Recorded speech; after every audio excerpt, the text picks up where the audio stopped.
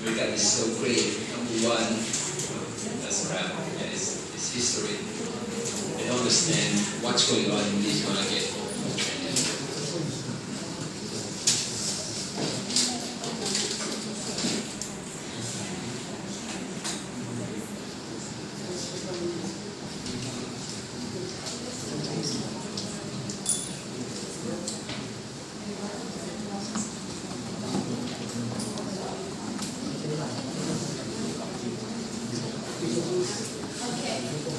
Right now is a group 1-2 presentation. First of all, we to see the video first.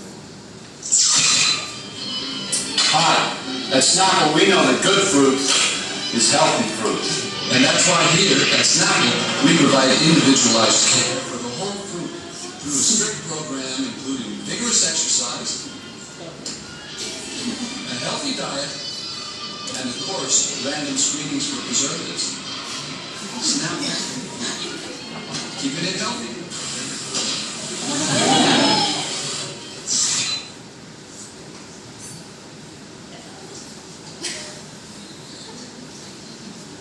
Okay, let's start the presentation. And I will introduce my group member. I'm Yang and number 4. My name is Sheng Hao Yu, number 5. My name is Tina Moulton. My name is Long Hui Feng, number 3. 17. My name is Ryan, number 4. And me, Miss Ladawan, number 1. And right now I will introduce our group is presenter DR Paper Snapple Group. And right now I will introduce the company's history. The DR Paper soft drink was invented in 1885 by young pharmacist named Charlie Adent. He works in Marisham Old Corner drugstore, and that soft drink served by the company is very particular soft drink at that time. After that, editor found another partner, Lazy, and then he left the business shortly. In 1904, the company was generally published by World Fair Exposition in St. Louis. After that, in minor groups, the Morrison and Lazy started to become one of the largest beverage manufacturers in the North America. Move on to the trade history. DR Paper became insolvent in the early 1980s, profiting investment group to take the company provide. Around the same time, 7-Up was required from the Philippines, managed by the same investment company that built out the DR Paper. Upon the future of the Coca-Cola merger, the DR Paper and the 7-Up merger that created the new company. The name is DR Paper 7-Up. The short name is DPSU.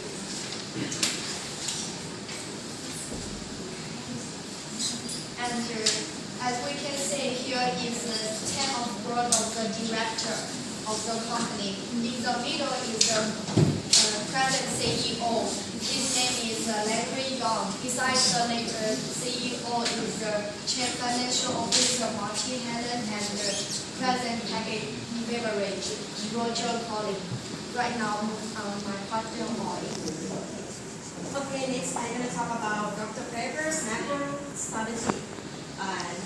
Though they focus on 2 things. The first thing they focus is internal focus. This means they're going to focus about strategy development. And for this part, they're going to concentrate about 6 specific focus. For the first one, they want to build an complete leading brand. And right now, Dr. Pepper, they got more than 50 brands and 100 of flavor of carbonated soft drink. And the second one, they want to get like a high growth and high margin category. And the third one, broad margin channel and packages. And next, they want to be like a business model integration. And they want to strengthen the firm distribution channel through acquisition. And for the last one that they want to focus, they want to do some kind of like improve operating efficiency. Okay, and next move to external focus. It's going to be like a strategy implementation. For this one, Dr. Pepper try to broaden the firm market by continue acquisition activity and contractual agreement with another organization. And the key for this Dr. Pepper strategy is be like if they try to implementing each of these strategy, they have to focus on marketing. And then I can move to Dr. Pepper marketing. Okay, for the analysis and evaluation of the marketing, we can say that the energy battery market is here through 2011, and in the recent of the year, as well as the new entrance to the market, and for the energy beverages.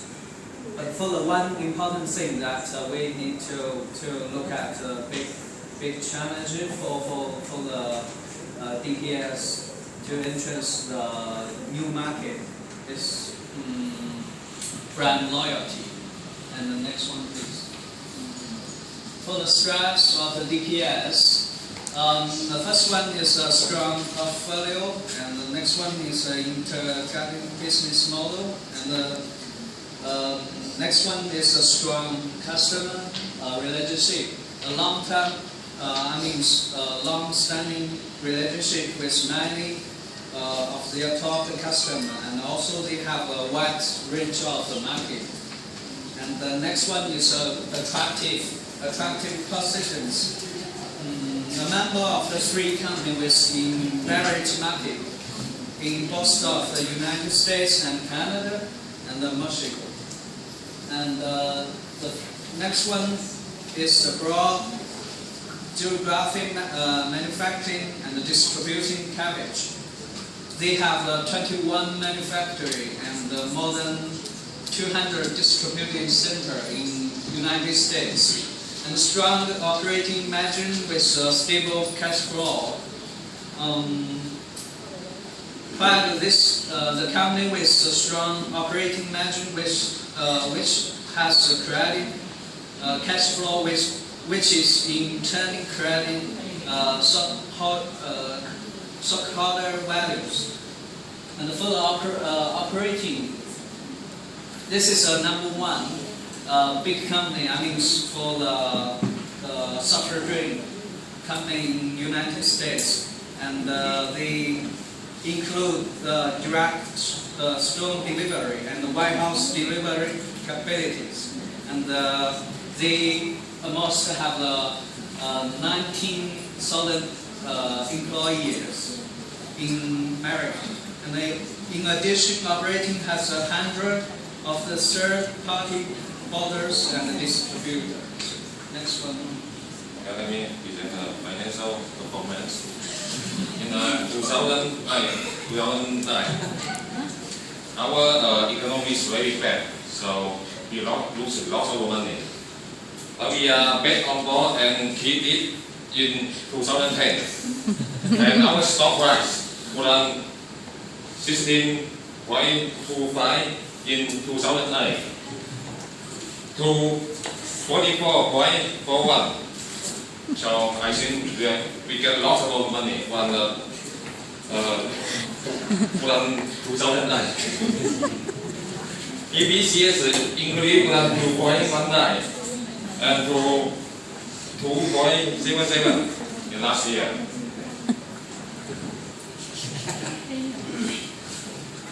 I will introduce the industry condition. The industry is made up of over 3,000 companies for non-alcohol beverage. Like any company or any business is greatly influenced by economic and market change. Also, like like the pepper snapper company is also need to consider the consumer demands, like what they want and what they need. I also need to understand the market. So there are several factors which influence in the sales. And economic stability is the most important one. Let me raise an example. The last slide, we can see there's big loss in 2008 and 9 in the US. Anyone know the reasons why the company lost a lot? Majority. Because in these 2 years, there's the worst recession in history of the United States. So especially in the food and the beverage industry, they lost a lot of money. Includes the Coca-Cola and Pepsi-Cola in this year. And seasonality. Seasonality, as consumer, as the drink, the sale is going to be higher in the summer season and the holiday. And the sale is go slower in the winter, and some kind of is influenced by the weather. And the weather is not good, it's too cold. Maybe you don't want to drink the Coca-Cola. And consumer taste and the preference, we need to do a lot of research and survey in the market to find out what customer like widely embrace taste. Okay, that means the normal one, where the majority of the population like this kind of taste. Maybe in Thailand, people like spicy or sweet. And the price, and the company tries to keep the cost, the producing cost in the lower level to make sure the price is not higher in the market. It's more reasonable and acceptable. Let's talk about the health concerns. As the consumer to continue to reduce the calories, like the women, the ladies want to be more slim, to be the beauty. You also can find out the drink, the beverage in the 7-Eleven. There's some flower on the market.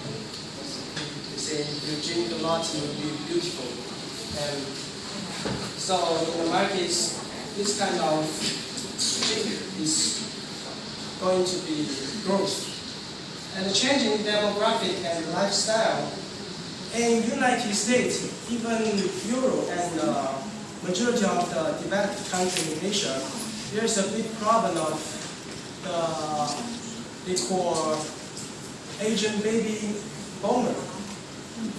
That means one generation is getting old in the country. So there is also a very important part influence the market.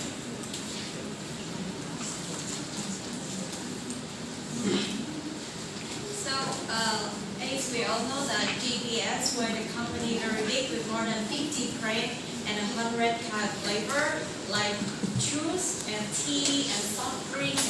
So they have two kind of competition. The first is manufacturing segment. You see Pepsi, Coca-Cola, Grapefruit, and Nestle. The second one is bottling and distribution. Is Pepsi and Coca-Cola also. So any one of you can tell me that who like Coca-Cola? Please raise your hand. Who like Pepsi? How about a picture? And how many of you like 7-Up? Only one. So what does it mean? Let's check for the market share of soft drinks. And you see the top one is Coca-Cola with the slogan Enjoy Coca-Cola. The second one is Pepsi. The slogan the best drink created worldwide. And the third one is DPS. We do good thing with flavor. What does it mean we do good thing with flavor? They do a lot of CSR. You know CSR, what does it mean, right?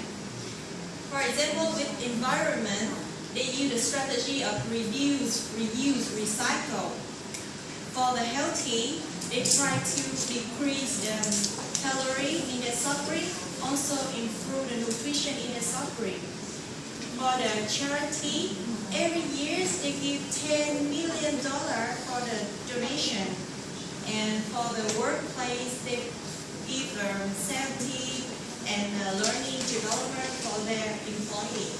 So everything they do to show that they are good brand for the customer can reliable on their brand name. On the three big company, Coca-Cola, Pepsi, and DBS were fighting together in market share, but they also combined together in the campaign that named Clear of Calorie. They hope that they can remove all the calorie in the soft drink, which one give for the school.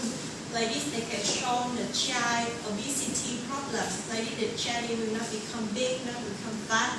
So they hope that they will remove everything calorie in 2012. Like the CEO of TBS will say that in their commitment, they promise during the time they grow up their business, they also ensure that the environment and the social responsibility.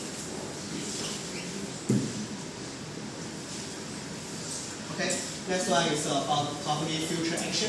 This one is DPS company and CEO is based to Indiana. It's how DPS improve profit without cutting the cost. So next one is about real world news. First one is Disney. The second one is Sony.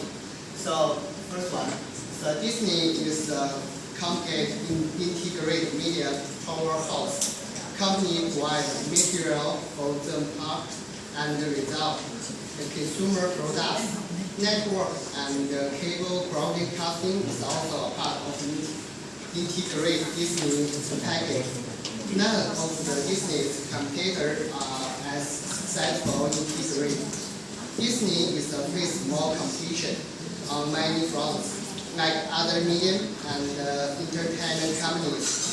So the Disney must continue to adapt to a change technological and social environment. So next one is about Sony.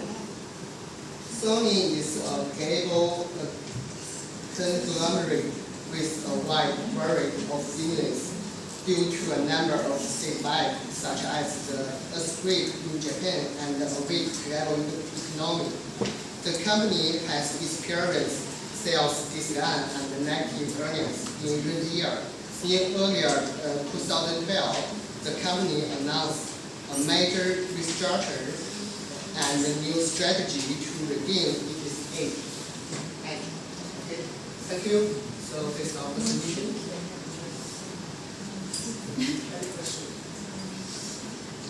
Can I see market share doing? This one is market share in global or just local in America? It's global. It's global. And can you get to the slide at the place, the number one shopping? It's for about America. What is it about America? And I heard about Phuctoan, and it's the number one of shopping, but they lost, right, in 2010.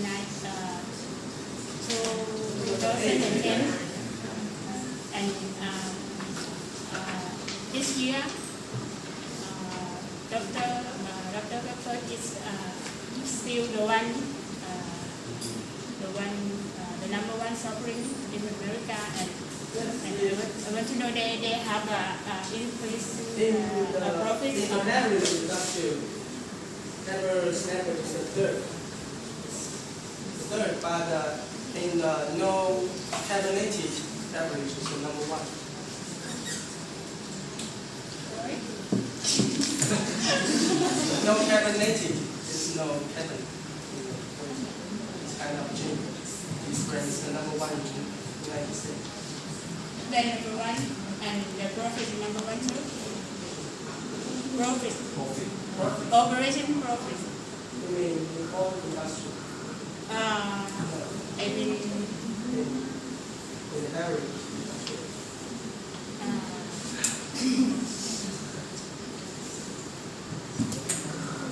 How about the globalization of this company? Because in China or in Thailand, I never heard this brand. Yes, me too. It's very famous in the United States, But you know 7-Up, right? So that's one of them. yes, Because they have more than 50 brands. yeah, there's a lot. But for this company, Dr. Pepper, they try to do some kind of business, just focus on the North America first. That's why they put and produce many kind of product and they promote in that area. Like a teacher said at the beginning, like okay, when you want to start your business, you cannot do all in the world. You have to focus on part and you think it's going to be a good market for you. And for Thai, for Asia, we just know some brand from Dr. Pepper, like a 7-Up or Swift. It's because of they start to concentrate in that area first, and for the global, I think they try to do in the future. But that's why we just heard a little bit for that brand in Asia. That's my opinion. And this company is I just want to know the global strategy of this company. Do they have any global idea? strategy. I think the acquisition strategy is the main strategy of this company to be more stronger and keep growth.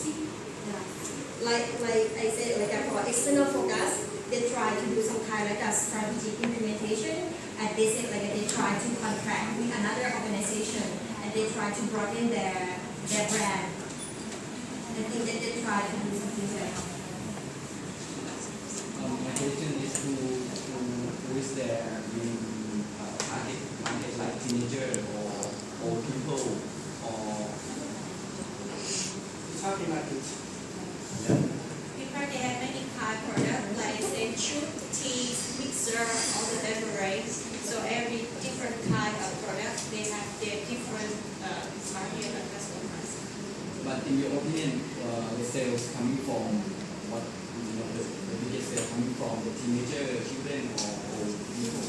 It's teenagers. Teenager. Yes. So if the teenager and you said you are doing the bad thing like you use the whatever you say, recycle or something, you think the teenager will appreciate that and by buying more sales about it, or you should just go for it. We are thinking you got what I mean, right?